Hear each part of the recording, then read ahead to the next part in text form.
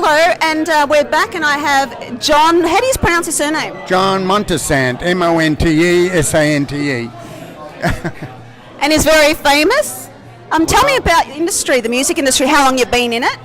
Probably 50 years, a long time. It's a very, very political industry and extremely difficult. Every musician knows how difficult it is to survive in a tough industry. But we all do the best we can to keep going. Yes. Yeah, and you look very happy in your performance there. You're happy to be, and you. Absolutely, I'm always honoured to be amongst great musicians like the lineup I've got. I often feel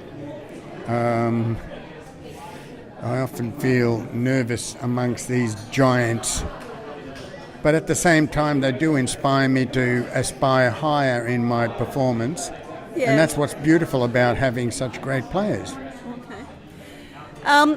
Can you tell us about that time you were with Kate Ceberano? That's what Chris said. There was a story. You had a funny story behind that. Do you think I should say the reality of what it was like? Yeah, why not? If it's funny, well, why not? I created a band called the Grandwazoo. And with the help of Sam Franciscos, who was very gracious to give me the opportunity to aspire to a greater height, he supported me in every way. Sam Franciscos, I love the man. He put me with amongst some players like Kate Ceberano. Kate Ceberano was about 17 years old. She came into the place and we said, okay, yeah, we'll do some stuff with Kate Ceberano, not a problem. And what surprised me about Kate was, should I? Oh, yeah. It's a bit revealing. That's all right. This is a funny show. It doesn't matter. Trust really? me. Yeah, it's comedy. Well, I was so stunned by Kate Ceberano. Was the most energetic female I'd ever seen in my life. She was 17. She I think, from everyone's concept was she had no bra, so everything popped around inside her. Very, very sort of. Lucky I'm wearing a bra then tonight. Yeah, I think I'm wearing two actually. I think everyone loved it, and I think that's what made us very popular. I like your hat. It looks like you're a captain of a ship. No, I'm a collector of Civil War paraphernalia. Oh, okay. I'm an authority on the American Civil War. Oh, okay. Very good. I've got everything. My place is like a museum of American Civil War stuff. Oh, okay. American Civil War. Interesting. Yeah. So you collect everything. Everything except weapons. I wasn't allowed to bring in weapons because the constabulary thought I might come into a bank and threaten everybody with a musket that only fires one shot. Oh. One funny thing was when I was working with Jeff Duff and we were on, we had brought out a CD of material, and our recording became number one in Australia. It was called Snow White and the Seven Straits. We were supposed to be the Straits, and Snow White was Jeff Duff, who was, well, we were never sure whether he was gay or not, but that's not that it bothered us really, but in those days in the 70s, I suppose it might have been a big deal. But anyway, he made us famous by his antics. We were travelling to Perth doing a performance there, and we were in the train, and of course it's so boring, 3 days of travel, and Jeff Duff thought, let's streak across the train. And I said, no way, I'm not doing it. And they kept at me until I thought, oh, fuck, all right, just to get him off my back, I said, okay, we'll run it through the train naked. So we dressed up, we took our clothes off, and we rushed through the train naked. I think there would have been about 6 of us. And suddenly the inspector came out and he freaked out. He said, right, you guys come over here. I'm fucking... I won't say all the expletives he said. But Jeff Duff was laughing while I was freaked out. I thought, shit, I shouldn't have done it. Anyway, we're in the thing and he's saying, okay, what's your name? And I'm going to do this and I'm going to do... And we thought, I'm shitting myself. And I said, well, I'm not going to give you my name. I thought, he said, what's your name? And I said, Miles Davis.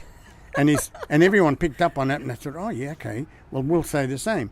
So the sax player said he was John Coltrane, and everyone else said they were whatever they wanted to say. But Jeff Duff was laughing so much he started to pee. And I thought, oh, disgusting. Oh, look, what are you doing? Anyway, the guy's gone ballistic and threatened to throw us all off the train. And we were supposed to have an important date in Perth. That was one of the funnier experiences. Of course, nothing came of it. Thank God for that, because I thought, fuck, I'd be arrested for doing what I did. And I didn't want to do it. But anyway, that's what happened. In terms of my introduction to the professional musician, I kicked off by looking up advertising in the Go Set. There was a magazine that sort of said, if you're looking for gigs, this is the magazine to advertise yourself. So I popped myself in the magazine saying, "Oh, cool cat trumpet player looking for a gig." I thought I'd try and be as hip as possible. Anyway, I got a call from a guy in Tasmania. I really didn't know where Tasmania was at the time. I was very naive. I was very insulated by my parents. They didn't want me to do anything, but I wanted to play jazz. My father thought jazz music was barbaric and all that sort of stuff, but I ended up getting a call from a guy in Hobart. I thought Hobart was a country gig, and I thought I might be a bit out, but yeah, I'm willing to do it. But it turned out that it was a flight across to Tasmania. Anyway, to cut a long story short, they said, if you pay your trip across and we audition you and you're okay, then we will reimburse you. If we don't accept you, then we will pay your fare back. Now, I begged my mother to give me $40. So I went on a plane. I've never been on a plane before, and I never realised there was a toilet there. So we went up, and there was a terrible storm, lightning, and the plane got hit, and we had to come back down again. So while we're sitting there for about an hour while they were inspecting the plane, I'm getting a bit, oh shit, I can't get out to go to the toilet, and I need to relieve myself. So I'm sitting there freaking out a bit, thinking, well, hopefully we will leave shortly and I'll be right. Anyway, we took off, and the pressure of everything made my need to go to the toilet desperate. I was so much in agony sitting there busting for a wee and thinking, shit, I'm going to have to do it here in the seat. And so I'm just about ready to flip myself, ready to do whatever I had to do, because I was looking around going, I hope nobody's looking at me and I'll just pee here. Anyway, the lady came out and said, are you all right? You look so distressed. And I said, well, quite frankly, I'm desperately in need of a wee. And she said, there's a toilet out the back. And I thought, oh, okay, shit. So I went out there and relieved myself. Then we rolled up in Hobart about 2 hours later, and a guy waited there to pick me up. Then we went up there. I did the audition the next day, and I thought I was perfect.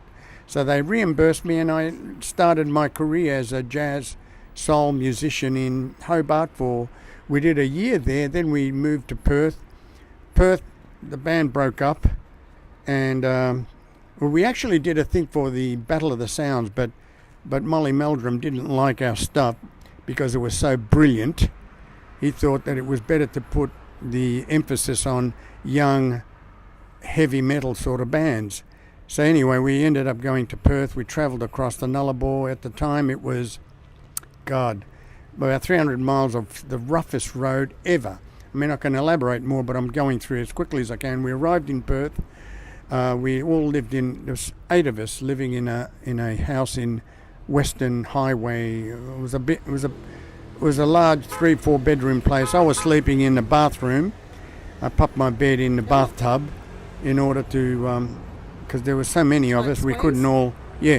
Anyway, we did that, and the band busted up because we didn't get the work we were supposed to get. The band members broke up, but I couldn't go back. I was so ashamed that my mother said, oh, no, you shouldn't go because, you'll end up with no money. And she was right. I ended up with no money. But I ended up doing I got called to do, a guy saw me perform and he thought he liked my playing, and he thought, I want you to play trumpet in the Pink Panther, which was a strip joint.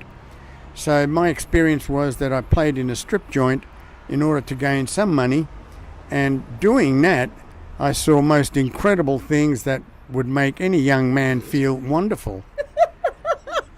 You're funny. Any You mean the body, like the bodies naked and all. body? But the funny Did thing that was, excite you?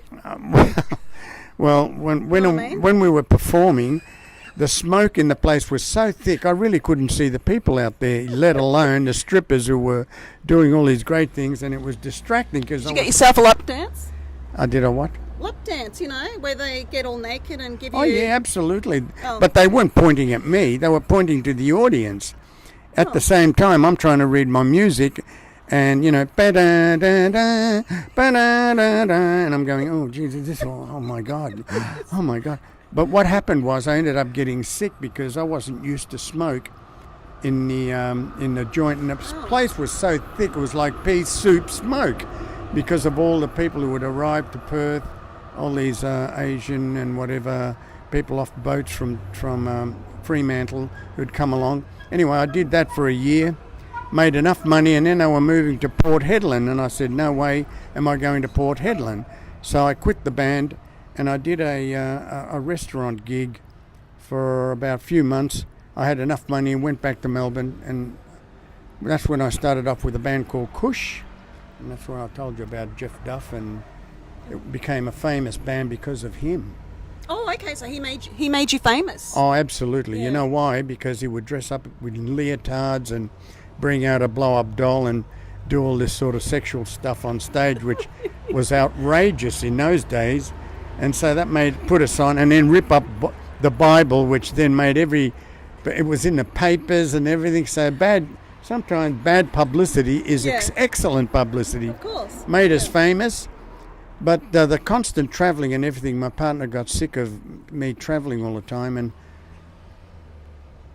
and there was an incident in a place in Carlton. There was a pub in Carlton we had to play opposite the flats at the time, and the lead trumpet player got drunk because we were all in the same predicament, and while we were doing the show, he collapsed on stage, knocking the music stand and everything over, and the manager came up and started beating the hell out of him. His name was Ian Hellings, who got beat up. And I'm trying to protect him, so he beat me, and I'm in a fight with the manager, so we all got sacked. And that was my experience of the Kush Band. That ended then. For me, they went on for a little bit longer, but they all died.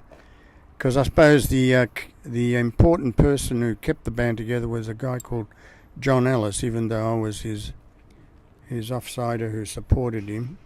Seemed to have forgotten all that, but that's the industry is like that sometimes. But there's some of the funny stories that occurred. So how about that? Yeah. I don't think anyone could tell you better stories than that. No, that was great. Thank you so much. And I know it's cold, and I dragged you out of there, and you're in the middle of your gig. But I just thought, better Well, lighting, no distractions. Sometimes so I thank think, you so much. am I on this planet? What planet am I on? Because sometimes I don't know. My God, the things that people do that disgust me. The backstabbing, the political bullshit. Yet in the States, everyone supports everybody. Here we tend to be so political, which is so sad. Such is life. So you have to be tough. You do. Well, in the music industry, thank God I'm not in the music industry. No, if I had known all this, I wouldn't have been. I would have been a doctor, I think, to help people.